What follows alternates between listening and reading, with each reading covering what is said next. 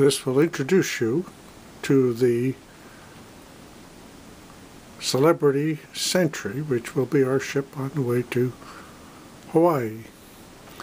The staterooms have been redone, and although they're still small, since this is a 17-year-old ship, little touches like flat screen televisions create more room. There's still not enough room for all of the plug-ins for people who like gadgets, as do some, but it is comfortable and lends itself to sleeping and nap taking. In addition, there's a full-length mirror and a nice closet area. An umbrella is provided for our use during the voyage, and there's the usual assortment of robes and towels and things of that sort. Here's another full-length mirror and these interesting hooks, and additional storage over the bed is quite nice. The bathroom is a conventional bathroom for the most part, although there is a square shower, which is preferable in some ways and not as nice as those ones with the super closing doors. The sink is sort of modeled by a, well, I guess a pump in an old-fashioned village, and there's a bowl that sort of floats above it in the style that is currently very popular. Beyond that, there's this entire closet storage for all sorts of things. Here you see it used for unmentionables, and then there's a closet for the man of the house and another closet for the woman of the house. Now, how convenient is that? And then the usual instructions on the back of the door, and voila, it looks like we've received a note which we will now retrieve. This is an orientation to the island's casual dining on the Century of the Seas, or not the Century of the Seas, the Celebrity Century, since the dining room, the buffet is a little confusing and some orientation isn't desirable. They have hand washing, and the first thing that you come to when you enter is labeled waffles and pancakes. You have to go by the signs that are high up and not obvious, and the main feature here seems to be pizza. And then to find more normal food, here is the coffee machine, which is under maintenance as often as it's available, but there are two sides to the coffee, so you can generally get coffee with a little effort. The organization of the food, it's not clear what the dishes are, so you have to read these signs to find out what it is, and there is no menu to tell you what's available. The dining experience starts at the far end, and the dining manager said that was to try to reduce the congestion, and they only have bowls at this end, and that's followed by the fruit area, and there's all kinds of fruit. Now, in the breakfast area, the label here, American breakfast, is critical, because on the other side is, as you can see, it's quite congested. On the other side, which we'll now go around to, you can begin to see people wandering, trying to find what they're looking for. The buffet sort of works like a treasure hunt. You look for things that you might like this area here. It's not clear exactly what it's for, but it's kind of interesting things. But on the other side, they have what they call English breakfast, and that means that the bacon is there. Here, this is a picture of English bacon. That's not what you want if you're looking for crispy bacon, but they have the same setup with the fruit and bowls for the fruit. But we're not done, because farther in the back here is a whole other area of the dining area. You can see that he's bringing out new supplies. They frequently run out of dishes, and so you have to sort of improvise a little bit, because I don't know whether it's the dishwashing, etc. Well, this area is closed right now, but later this will be a pasta bar. You see the sign on the flag. At lunchtime this is for pasta, and they have behind here all sorts of wonderful stuff, but it's off limits now. And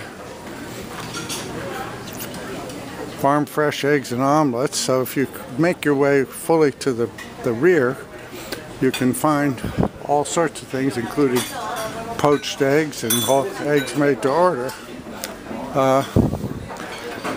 Here's a set of cereal pipettes that I hadn't found before, so that's good to know, because they often run out of cereal. You can see here how the Raisin Bran is running low, and they have milk. They don't have yogurt here, although they do other places. And it looks like they're doing omelets to order. So if you want an omelet to order, you come back to this area. And then along here is, looks like these are all Chinese. Oh, this is Asian delight. So bok choy, that sort of thing. Lots of smoked salmon, which is a blessing and makes up for a world of sin.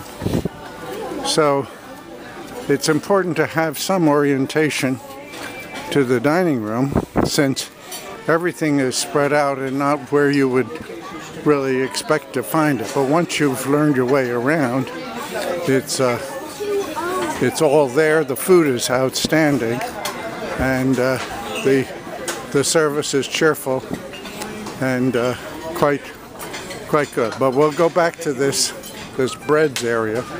We're now back. This is now the American breakfast area from before, and here's the breads area. They allow you to actually get your own bread. Usually they like to serve things. You'll notice that the bowls and spoons are over here with the milk, and then there's an intervening area with things like cottage cheese and sour cream and other things, and an omelet bar before you get around to where the cereal is. So when you come looking for cereal, oh, here's an example of how the cereal often runs out, and you can see the Raisin Bran is always quite low. But if you, once you get the drift, you know to go get your bowl and then come back for the cereal and get your milk. So that's the orientation to the island's dining. The views are quite nice at the windows, and we're now back to where we started. Here's the pizza for breakfast, which is something highly to be recommended. They also have Jamaican food. Well, this morning they have waffles and things, but usually they have some kind of Jamaican thing. That's the orientation to the island.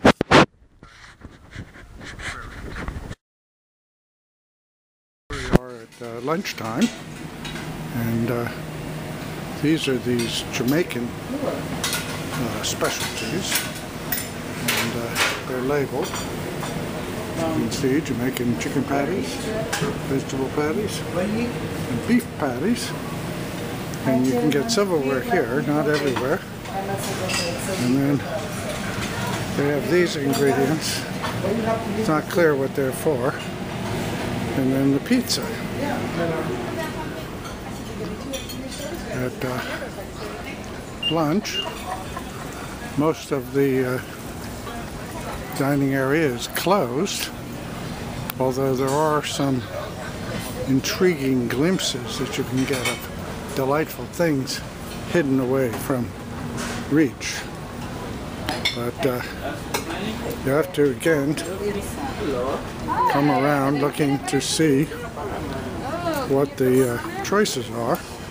And this time they call it the carvery and the gourmet entrees, but it's always hard to tell what the entrees are. So hi. Hello, good afternoon. So, just creating a video so people get oriented. And then they have the bread quixotically in the middle of the cheese and fruit. And actually you start at that end. But for lunch, most people tend to go down here toward the other end, which is the pasta sandwich stir fry. They have people who come around purveying wine, so you can always buy wine if you so inclined. And I believe that these ingredients here, you're supposed to put them in a bowl, and then they somehow get melded with the pasta, and then they spaghetti sauce. And that's one of the best choices they have, followed by breads. And here for salad, they have pipettes full of some kind of stuff. Thank you. So, and the salad, you have to kind of look for the salad because it's a bit of a journey away from the other entrees. I guess you're supposed to have salad. Now, the nice desserts are back here. So it's always good to walk all the way through the ship to the back before beginning to make their choice. Here is the gourmet sandwich line. Generally quite a long line to get certain kinds of food, the sandwiches and the stir fry also often has a line, although it doesn't just now. So that gives you a sense of how the dining room is set up for lunch. Here you see one of the men purveying wine. He'll come around several times while you're eating and offer to give you a bottle of wine if you'd like.